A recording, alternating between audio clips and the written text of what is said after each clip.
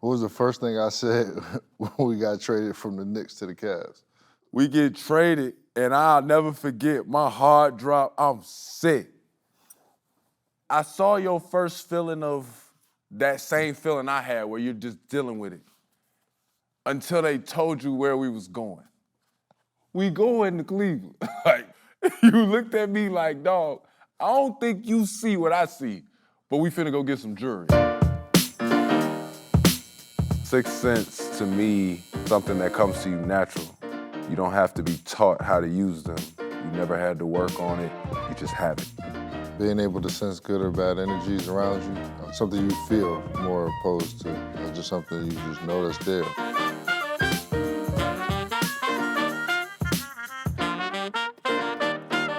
My first question, not counting you, who was my toughest one-on-one opponent after practice?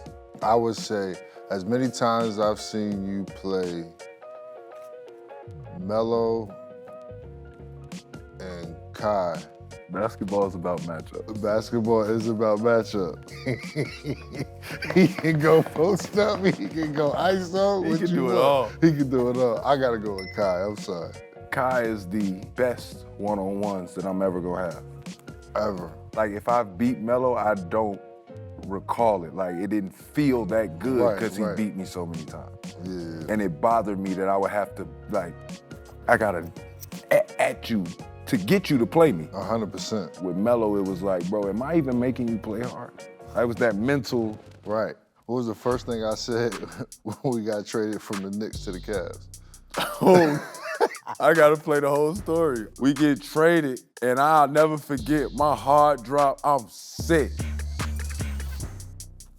And I saw your first feeling of that same feeling I had where you're just dealing with it until they told you where we was going. And I remember you looking at me and saying, no, Tate. We going to Cleveland. Like, we're going. Like, I don't know. You looked at me like, dog, I don't think you see what I see, but we finna go get some jewelry. I don't know why they came and got us, but that was the first thing you said. What's the most steals I've had in the game? Ooh, I wanna say 7. Correct. He was a thief, bro. 7 of those. All right, what's the biggest misconception / assumption people make about me on the court? I've heard people say, like, you've only wanted to get your game going. Because we had so much practice together and then I'm playing and it was like, bro, you realize there's times I done screamed at this man because he done passed up a shot that I need him to shoot.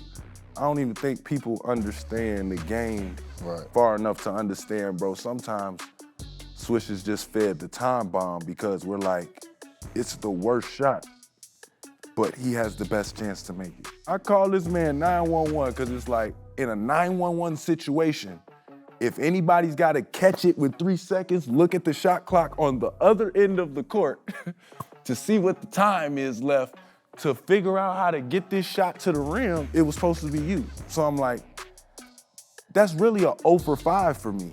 If you throw me that, yeah, I think that was the common misconception. Do you think their assumptions were correct? I thought it was incorrect. I never saw you as a selfish guy. What was my pregame ritual so I wouldn't go off and curse people out? Cold plunge, hot plunge, you got massages, you always was rapping. You shot, I'm missing something, and get taped. Yeah. The answer is actually, I used to listen to R&B music. A lot of times I would listen to a slow song so I could calm down because, you know, I used to cramp up. What tattoo did I have to cover up so I wouldn't get fined? Supreme? Fat.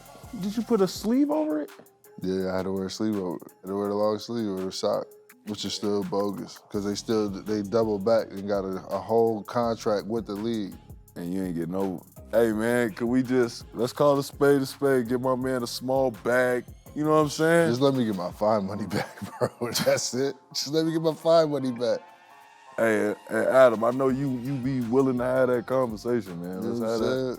Let's get my dog his fine money back, man. You don't need that. Let me get the THC fine money back too, baby. Right. Who was my favorite player growing up? Mike. Mike was a god. My favorite player I felt like I could be. I want to say Penny. Ooh, you named all the guys. But we got to play with him though? J-Kid? You remember that. How could he be the best player on the court sometimes and not score the ball? I thought that was cool as hell. Like, that he could just do all these things. And he made it look crazy. I'm like, this man making us think he God's gift, and he ain't looked at the basket. At all. When J-Kid first got to the team, he said, listen, I'm gonna get you 6 points a game. All you gotta do is run the floor. That's it. And literally, it was like 6 to 8 points just. It's time you just cutting back door. It just, I am open. Facts. I could dunk this. I could dunk this. I could windmill this if I wanted to. I did shoot 9 for 10 in warm-ups right here at this very corner. Thank you, Jason. Yeah. Wow.